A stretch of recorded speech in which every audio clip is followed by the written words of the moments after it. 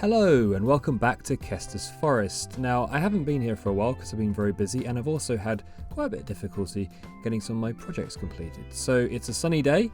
I thought it might be time to open another package from Sendico to see what I got inside, but also just to look and actually examine whether it's actually worth doing and can you save some money. Now this first item is a Super System card for the PC Engine and it's the version 3, allowing you to play CD-ROM games on the attachment. Now this is a not so subtle hint as to what might be coming later on in the box, but I'm very glad to have picked this up for a decent price. And later on in the video I'm going to go through exactly how much I spent on each of these items, what it translates to in English pounds, and just to see whether these are cheaper and actually worth doing. Can you grab yourself a bargain? Now what you've seen just there is the instruction manual to a Sega Pico, and here's a Sega Pico game. It's a Mickey Mouse game, a Disney game. Now this is a system that was released for children in the 90s by Sega, so it's an official Sega console with cartridges that they can interact with using a stylus. And these are some of the games you can get for it. There's Winnie the Pooh, and you'll see I've got a few more.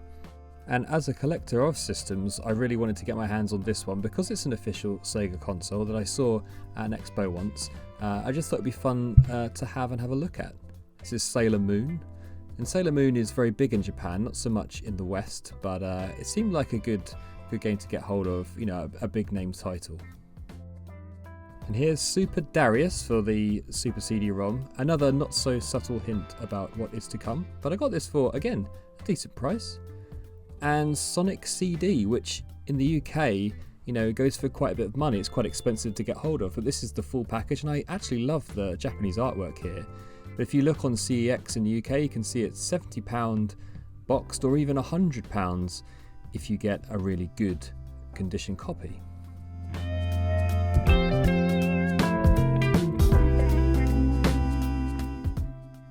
Now this was a very unnecessary purchase for me because I own this game digitally and physically already. But you know, mine's a fairly plain copy, and this is the Super Deluxe version. Out in Japan, this is limited runs Japanese kind of arm, and as you can see it's a pretty nice little package. I'm not going to open it right now, but it comes with an art book and a soundtrack CD as well, so it's pretty cool. Now this is an interesting little game. This is Penguin Adventure on the MSX, and yes, what do we have inside? I'm quite excited about this one because again, got it for a very good price, and it's a Panasonic MSX2. Now I don't know if this works or not. It's it's a pretty nice looking thing, but it's a little bit dirty and hasn't been tested, so I'm going to have to make this a bit of a project and try and get this working, but hopefully I can play myself some MSX games.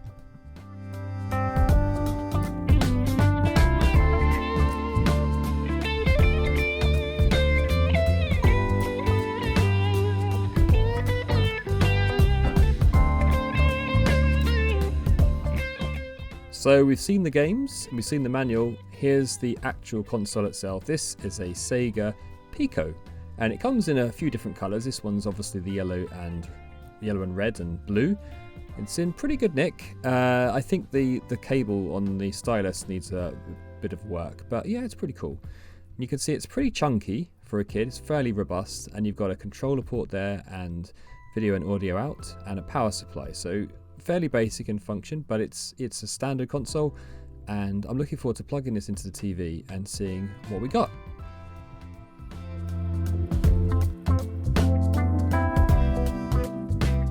So now it's time for the main event, and first off we've got two of these PC Engine controllers, which are worth about £25 each. I've got two of them. I actually have a PC Engine already and a controller, so I don't need either of these. And here's a multi-tap for 3 players. That's pretty cool. I'm not sure if I'm going to have anyone to play these games with, but you know, it's there.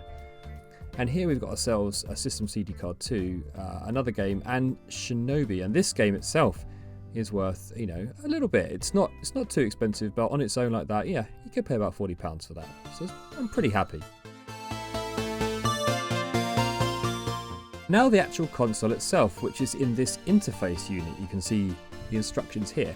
It's basically a suitcase that you can plug the CD-ROM and the PC Engine both into so they can interact with each other. And this was how it was originally marketed before the PC Engine Duo came along. And this version, as you can see, has been modified for RGB out and audio out. It did say that in the description. Now, I don't know if this works or not. I'm going to try and get it working, but I'm probably not going to keep it because I already have one. But this is why I bought it. This is the CD-ROM itself. And as you can see, there's no 2 in the logo. This is known in Japan as the CD-ROM ROM. And all versions that I've ever seen have a number 2, and this does not. So if anyone knows exactly which version I have got myself here, please let me know down in the comments. But yeah, it's in pretty good condition, needs a bit of a clean up, but you know, I don't know if this works, but I'm going to try and get it working. I bought it as a bundle, so I got the controllers and everything else all together, and you'll see how much I paid for it in a minute. But I think really I got myself a bargain. Now, I don't need the controllers or the multi-tap or the PC Engine itself, so it's very possible I may be able to recoup some of my costs here and actually get myself even more of a bargain. We'll see how I get along. So let's have a look and see how much I actually paid for these things to see whether you think it's worth it.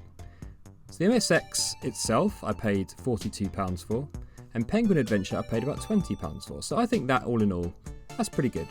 Now the Pico I actually paid about £18 for, and that includes all of the games and the power supply, so pretty happy with that.